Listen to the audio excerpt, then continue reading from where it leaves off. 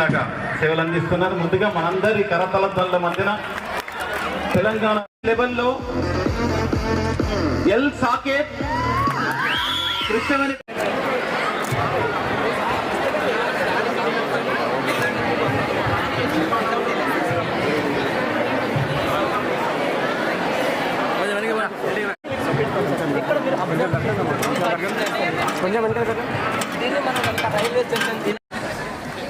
So ఏదో కెరియర్లో మీరు ఎదిగితే I will be more than happy to meet any one of you all of you. ఇక్కడ ఉన్నా, ఢిల్లీలో ఉన్నా, ఎక్కడైనా ఉన్నా మీరు జస్ట్ చెప్తే సార్ మీరు మా స్కూల్కి వచ్చారు, ఆ రోజు మాట్లాడారు, వికారాబాద్లో కలిసి ఇప్పుడు నేను ఇంజనీర్ అయ్యాను, డాక్టర్ అయ్యాను, ఐఏఎస్ అయ్యాను, ఏదో కలెక్టర్ అయ్యాను, మీరు ఎప్పుడైనా వస్తే I will be more than happy to meet any one of you all of you if I'm able to inspire ఈ వన్ ఆఫ్ యూ.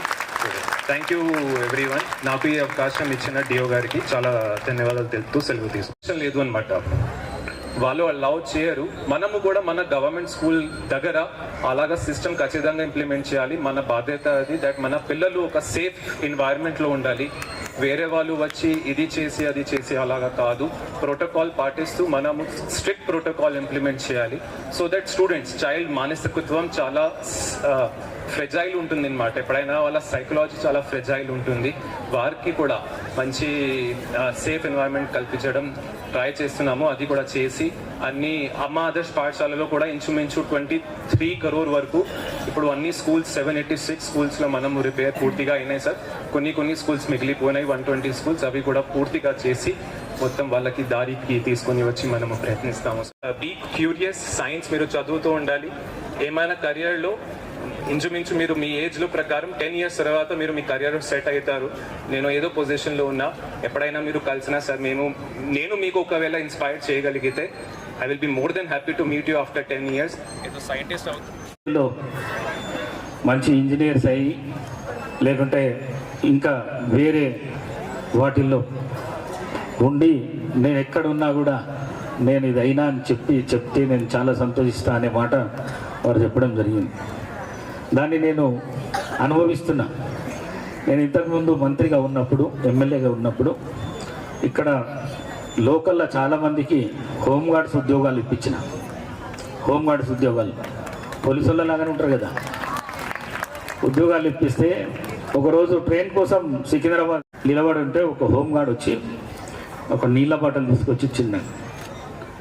ఇచ్చి నాకెందుకు ఇస్తున్నావు అని నేను అడిగితే, సార్ నాకు ఉద్యోగం మీరే పెట్టించిందని చెప్పిన. అప్పుడు నా మనసు ఎంత ఆనందంగా ఉన్నదో. ఇట్లాంటి సంఘటనలు అప్పుడప్పుడు జరుగుతుంటాయి. మరి అదేవిధంగా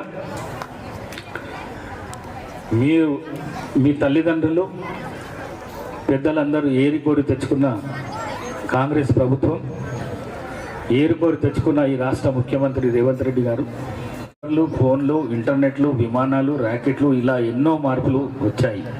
ప్రతి సంవత్సరం అడ్వాన్స్ మోడల్స్ కూడా వస్తున్నాయి. బ్లాక్ అండ్ వైట్ టీవీ స్థాయిలో కలర్ టీవీలు వచ్చాయి. ఇప్పుడు ప్లాస్మా టీవీలు, మరి ప్రస్తుతం వాల్ పేపర్ టీవీలు అని వస్తున్నాయి. గతంలో ల్యాండ్ లైన్ ఫోన్ ఉండేది, తర్వాత కీప్యాడ్ ఫోన్, ఇప్పుడు స్మార్ట్ ఫోన్స్. భవిష్యత్తులో ఇంకా ఎంత ఆధునిక అవుతుందో చూడాలి. మీరు కూడా ప్రస్తుతం కాకుండా భవిష్యత్తులో ఎలా ఉండాలి, ఎలాంటి వస్తువులు ప్రజలకు ఉపయోగపడతాయని ఆలోచించాలి. అవి ఇప్పటికన్నా మెరుగ్గా ఉండాలి. ఈ భూమి మీద మనుషులే కాదు, జంతువులు, పక్షులు, జలరాశులు, చెట్లు అన్నీ ఉన్నాయి. ప్రస్తుతం కాలుష్యంతో వాతావరణం దెబ్బతింటుంది. కాలుష్యాన్ని కంట్రోల్ ఎలా చేయాలి అని మీరు కూడా ఆలోచన చేయాలి, పరిశోధనలు చేయాలి, పరిష్కారం కనిపెట్టాలి.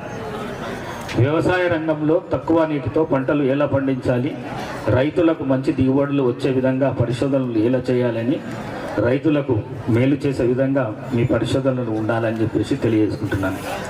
మీరు కూడా మంచిగా చదువుకొని మంచి సైంటిస్టులు కావాలని, అందరికీ ఉపయోగపడే మంచి ఆవిష్కరణలు చేయాలని కోరుకుంటున్నాను. మరి ఇంతకుముందు నుంచి G Rajesh 8th class ZPHS Marikal, Niharika తర్వాత రాజేష్, ఎం నిహారిక మేనేజ్మెంట్ నుంచి వింటేజ్ సెంట్రల్ స్కూల్ మోమిన్పేట్, ఎం సుప్రియ ఇప్పుడు సీనియర్ లెవెల్లో